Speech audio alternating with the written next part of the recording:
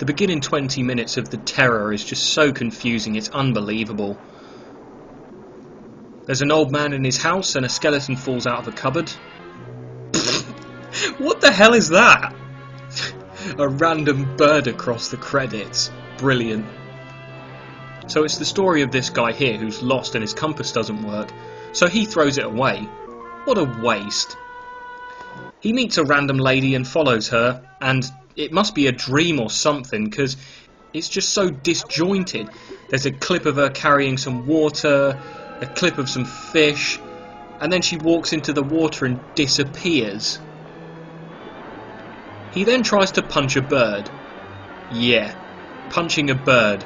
Macho man. Please no, I'm not editing this footage, rearranging it or taking it out of context to make it look completely random.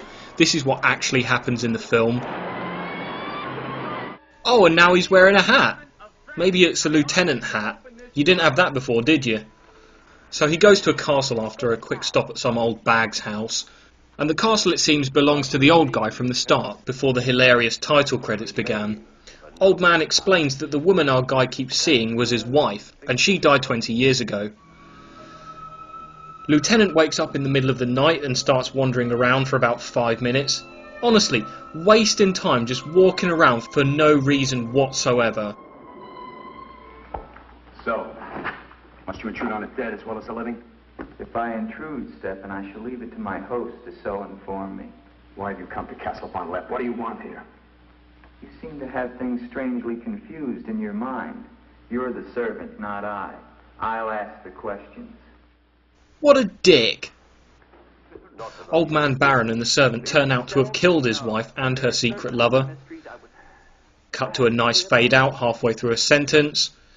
Then the Baron's wife is standing by the sea with Gustav, who lives with the old bag from earlier on. Your soul is troubled, Ilsa.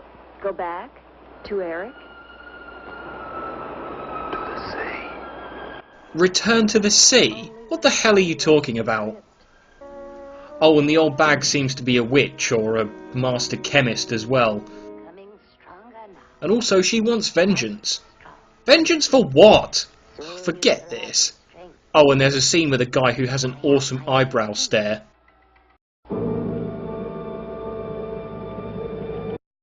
I love it. I'm keeping that clip. Lieutenant Duvalier walks around some more and talks to some more people and then leaves. As he's riding out, Gustav tries to warn him of something, but then the evil bird dive bombs him. And unfortunately for him, he wasn't trained in the French army in the art of punching birds like Lieutenant Duvalier, and his eyes get pecked out. And then he just randomly walks off a cliff. Finally, something's happened. Gustav gives him some words of wisdom before he dies, and Duvalier goes off to save the dead Baroness's soul. And seal us here together.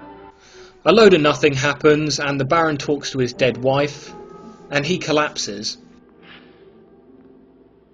And then he's back on his feet in 5 minutes. Duvalier and the servant have an intense brawl, but then it turns out that the Baron is actually the Baroness's lover, and that it was the Baron who died 2 decades ago. So they team up. And the old bag dies from the cheapest lightning that I've ever seen in my life. And then she bursts into flames. You see, this is what pisses me off about these films. Fuck all happens for an hour, and then they try to ram everything, the relevant information, the plot twists, into the last 10 minutes. The crypt begins to fill rapidly with water, they struggle with each other, and I really don't know what's going on. The lieutenant gets into the crypt, and it's all he can do to save the woman.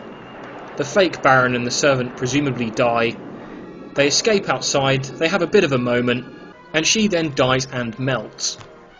What a shit ending to a boring film. This film was such a waste of time.